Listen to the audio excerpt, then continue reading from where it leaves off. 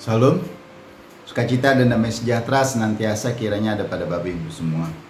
Kali ini saya ingin mengajak kita di dalam Word from Heaven ini membaca Injil Markus pasal 12 ayat 41 sampai 44. Pada suatu kali Tuhan Yesus duduk menghadapi peti persembahan dan memperhatikan bagaimana orang banyak memasukkan uang ke dalam peti itu.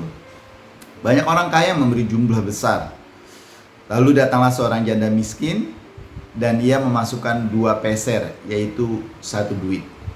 Maka dipanggilnyalah murid-muridnya dan berkata kepada mereka, "Aku berkata kepadamu, sesungguhnya janda miskin ini memberi lebih banyak daripada semua orang yang memasukkan uang ke dalam peti persembahan.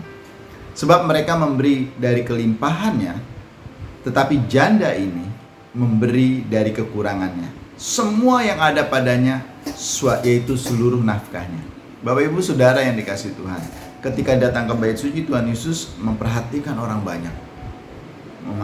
Dia duduk dekat, nggak jauh dari peti persembahan. Dia melihat bagaimana orang memasukkan uang persembahan. Tadi kita bacaan kita pasal ayat 41 ini.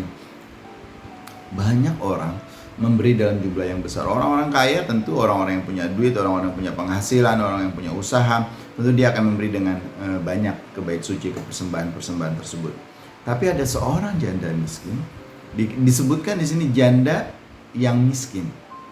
Ya, kita tahu seorang janda yang tidak punya pun sumber penghasilan dan dikatakan miskin, memasukkan 2 peser. Terakhir miliknya 2 peser itu adalah sepeser itu adalah jumlah mata uang terkecil pada masa itu. Jumlah uang yang terkecil nilai ke dalam peti persembahan dia masukkan. Dan justru itu yang menjadi perhatian Tuhan Yesus, itu yang menjadi attract his attention. Dan dia memanggil murid-murid dengan penuh sukacita, dengan sukacita dan takjub. Mungkin matanya berbinar-binar Tuhan Yesus waktu itu, kalau saya bisa gambarkan, mengumpulkan murid-muridnya dan memastikan mereka tidak melewati. Ya lihat, ayo mari semua kumpul. Perhatikan ini, tindakan yang luar biasa ini.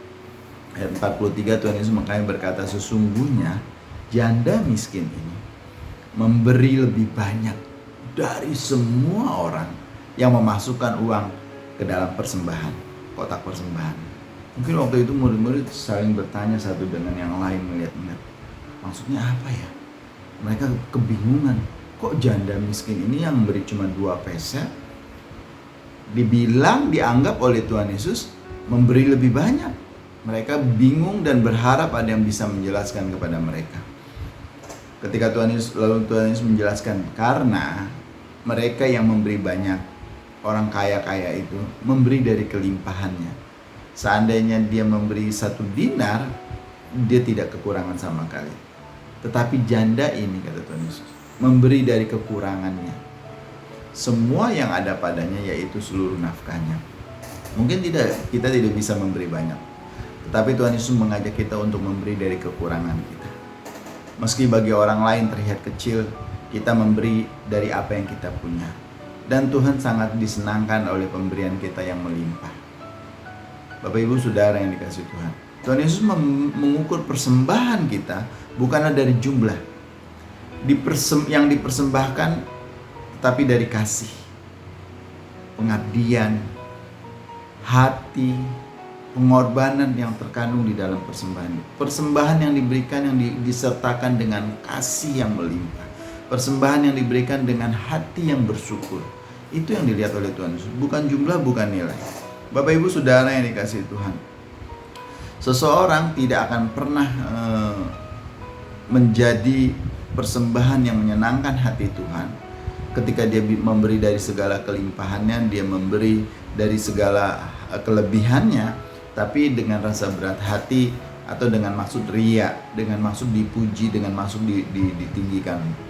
Tapi kalau kita memberi berapapun jumlahnya, berapapun nilainya, itu tidak menjadi ukuran bagi Tuhan selama kita memberinya dengan hati.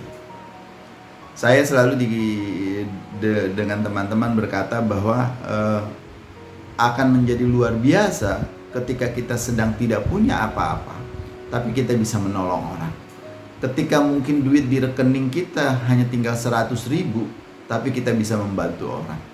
Ketika kita sedang sedih, tapi kita bisa menghibur orang lain.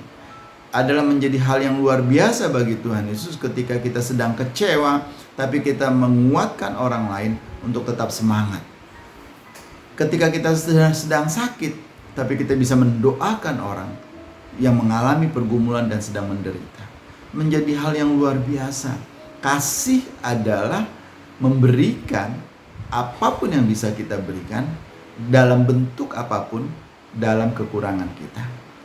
Mungkin kita merasa tidak berdaya, mungkin kita merasa tidak mampu, mungkin kita merasa tidak punya apa-apa, tapi kita justru berusaha melakukannya dengan sebisa dan semampu kita.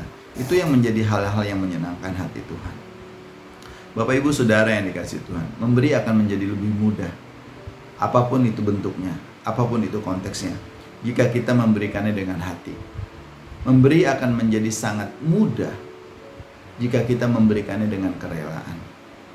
Memberi akan menjadi sangat mudah jika pemberian itu disertai dengan sukacita dan ucapan syukur.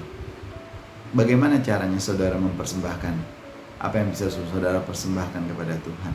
Akal budi, kekuatan, kemampuan, kekayaan, talent saudara, apapun yang bisa saudara berikan kepada Tuhan, berikanlah itu dengan penuh sukacita. Bubuhkan di dalamnya kerelaan, pengabdian, dan pengorbanan. Tuhan memberkati saudara. Kalau saudara, Bapak Ibu semua membutuhkan dukungan doa atau ingin konseling, hubungi hamba-hamba Tuhan di GKI Diaspora. Ada nomor telepon yang tertera di layar Bapak Ibu. Bapak Ibu bisa menghubungi. Tuhan memberkati. Terima kasih ya Tuhan Yesus, Engkau telah mengajarkan kami bagaimana kami harus memberi, bagaimana kami harus mempersembahkan segala sesuatunya, yaitu dengan kasih, dengan kerelaan dan pengabdian kepadamu ya Tuhan. Terima kasih ya Tuhan Yesus. Haleluya. Amin.